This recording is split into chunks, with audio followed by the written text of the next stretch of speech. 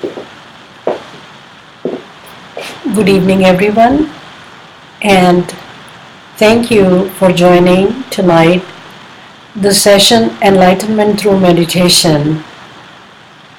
I would like to thank all of you and welcome you to join this session. As I have always mentioned, it's difficult at the level of mind to sit down peacefully, being quiet, and be able to absorb whatever is being said at that time and considering it as a message for us. As you all know, we have been doing a series on happiness, and in continuation to that, we are doing a series today on lust and love in relation to happiness. Because based on our understanding, sometimes we are happy or we feel happy even when we don't recognize the difference between lust and love, because we end up getting something we feel. So we will look into what is lust, what is love, and do these two paths lead into happiness? If they do, why? If they don't, why? You know, the very interesting similarity between the two words is both start with letter L and both have 4 letters within the word. Both of them can be too much. We can have a lot of lust and we can have a lot of love. Where lies the difference then? We will give a thought process, if you will, or go over about these, and always remember the way this creation runs or the way this universe runs, really there is nothing wrong that is done by universe. But our minds are developed in a way that wherever we stand, we may like or we may dislike something. So we call it good, bad, liking, disliking, hurt, happy, or whatever, but that is our own perspective. So these sessions are also at the same principle or follow the same principle. That means this topic will be discussed in a certain light. Not necessarily the right light or the wrong light, but a light that needs to be discussed today. So I always want all of us to be very open about it and not catch the words, but take the message behind the words, because that could be useful for us. So let's go into it. How do we define lust? Lust is a word that is generally, majority of the time, is talked about in relation to sex. But at the same time, the word lust can be for anything. It's a demand in plenty or more than plenty, non-ending demand. So in other words, we can have cravings, and cravings or lust for food, or lust for friends, or drinking, smoking, or shopping. It can be for anything. When that demand goes beyond control, it becomes lust. And generally, when we have that kind of behavior, we like to get something. We find pleasure in that activity, and we will end up in getting something for us, right? So if you have lust for food, for example, you want to eat food. So the pleasure of eating food is coming to us. And sometimes when we go through that process, we realize later on we are feeling sick. So lust is something that ends up in a result within ourselves. And too much of anything is not good. It is said, right? It is generally said too much of anything is, it can be troublesome. So that is what lust could be. It's a behavior towards anything. So when there is a systemic problem, that means we want or there is a demand. It could go in any direction, eating, drinking, as I said, or some other things, or if you are working, we want to be on top of everybody, like status wise, there could be a lust for getting higher reputation. But the result of all that is going to be that we will be benefited, at least we think so. Now let's talk about love. What is love? Love is something, and we can see it by our own experience, that when we love someone, we want to give something. By giving, the other person feels happy, and seeing that happiness, we feel happy. There is a pleasure, immense pleasure, that nobody can ever take. But the pleasure is not coming directly to us. Someone else is enjoying and getting the pleasure, and by watching that activity, we feel happy. So there is a big difference between the two words, obviously. Lust is something we are taking, whereas love we are giving. Anything that is dictated by divine is giving.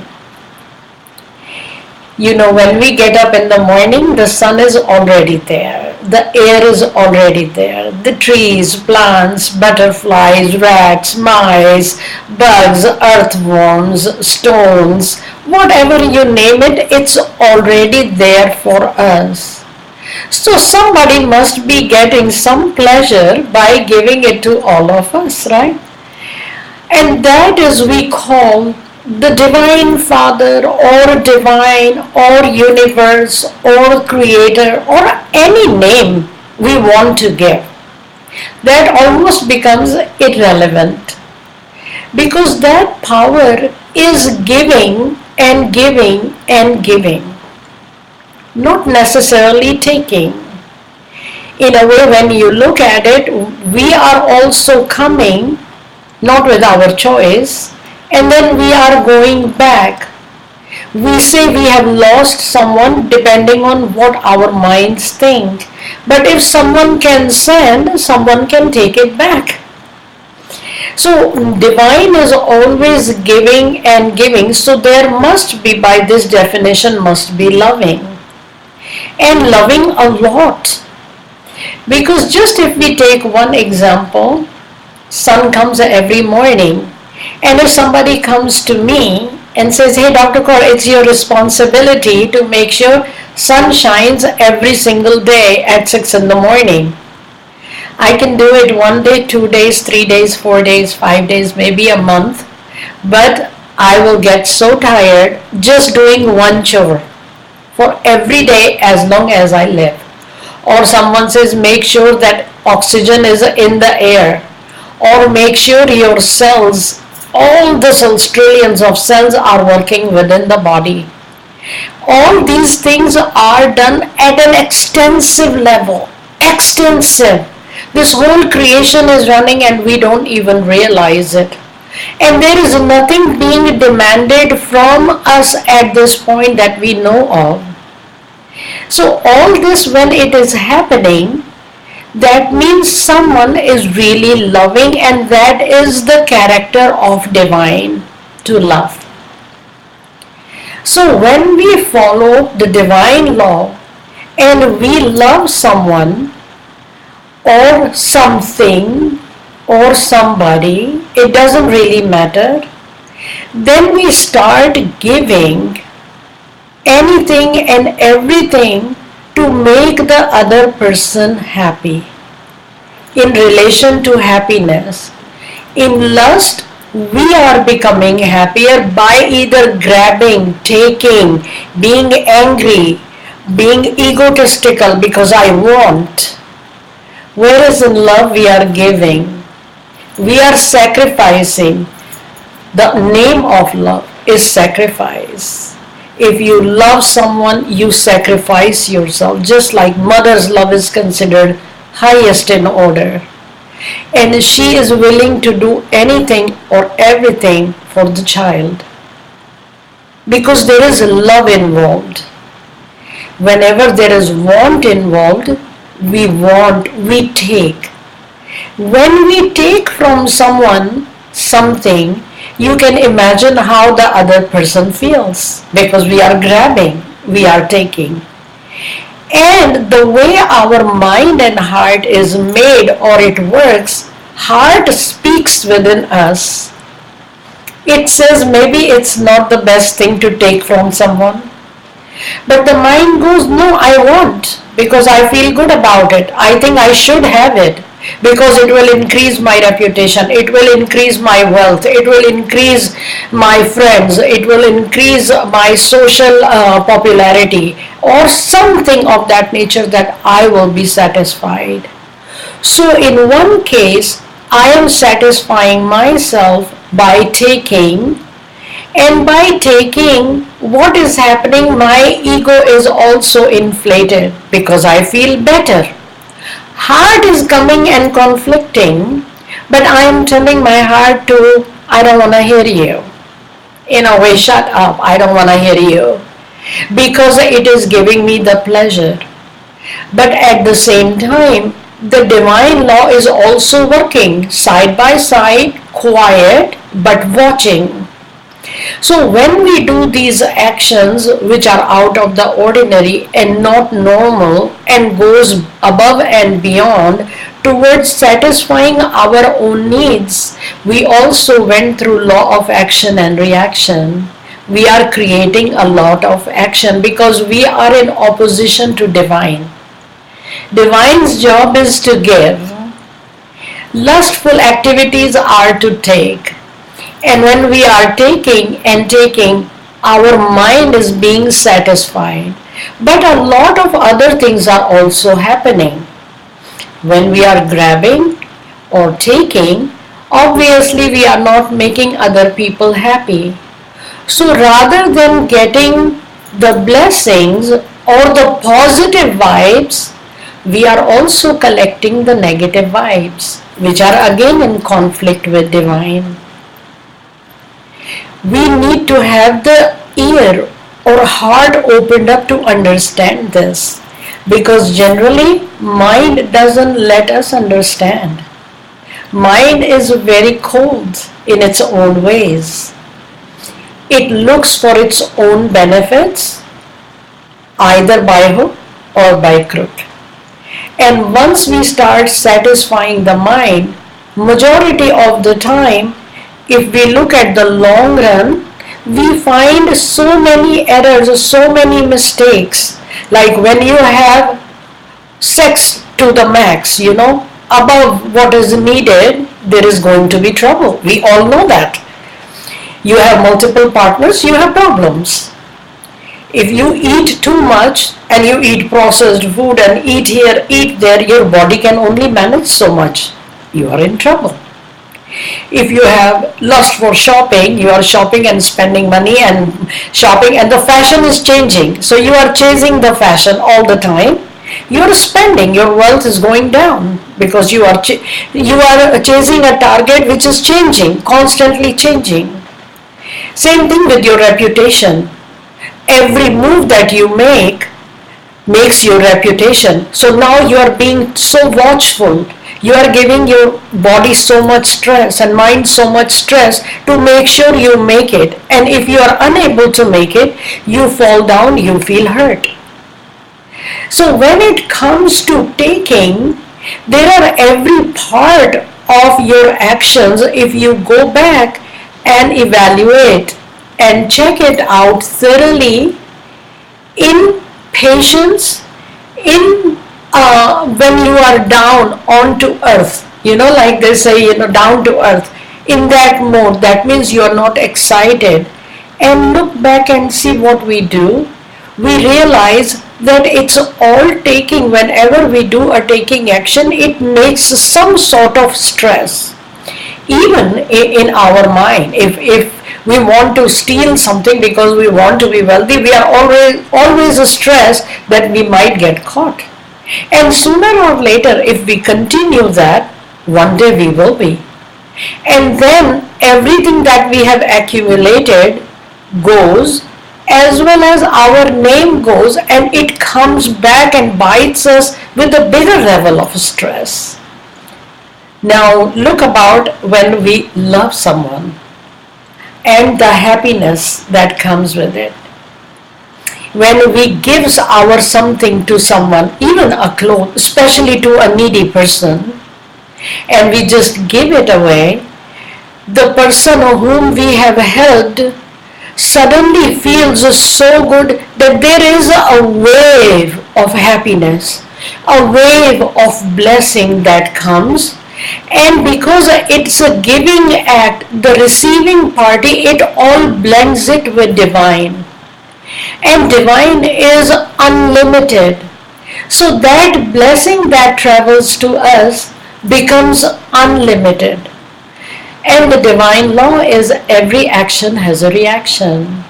So when we give one item and then these blessings come back, which is into the divine, which mixes into the divine, which is unlimited, that blessing suddenly becomes unlimited. Our mind doesn't realize it. It still questions. It goes, I don't know when I'm going to get the benefits of it, that blessing, if that is so great. Well, that's very, very important to know or think about. Because if every action has a reaction, that means sooner or later it has to materialize. And if it is a happiness we are giving to someone, we are giving into the nature, and we are propagating the nature in its own ways, its own way how it operates, obviously it has to come back to us. But when we do it at the level of heart, because mind is always extremely manipulative. So where lies the difference? The big difference between lust and love is one is taking while the other is giving. One expects results out of it, whereas love gives sacrifice. It is giving and forgetting. In lust we have expectations. In love we are without expectations. We are just giving because we like to give. And we get happy by seeing happiness coming on the face of other person for whatever we can do. When we have our attitudes towards taking, sometimes we accumulate so much that leads us into trouble later on in many ways. We have clothes that are folded for years, but we like to have them, and when we open them, the cloth is already torn because it was folded for so long. That's lust. There is no reason to have so many. How many can we take with us? I mean, if we realize we can only wear so much in a day, in a year, or whatever, and we keep on changing, after a while it will all go to waste. Whereas in love and in trying to help someone, we have a few pair of clothes and we give out one to someone who is needy. What happens? The blessings that come out we start collecting, and along with that happiness. So there is a big difference in acquiring or in acquiring just things or feeling happy. When we get few things, we acquire, we put them away. Those are always things. Whereas love is always a feeling, and the feeling of satisfaction, feeling of sacrifice, feeling of making somebody happy that always elevate our own self. And as we start elevating our own self, we start to realize and feel divine, which is all around us. So, with that, I would like to stop tonight's session. I would like to thank you for joining me. If you have ever any questions, please feel free to write us during these sessions, or you can write us on our website, that is drkors.com. You can make your comments on our Facebook page, which is facebook.com/drkors. You can watch these videos on youtube.com/drkors. You can follow us on Twitter also. Remember, happiness is not too far, and I love you all. Thank you so much, and I will see you next Saturday, 6 o'clock, our California time. Thank you.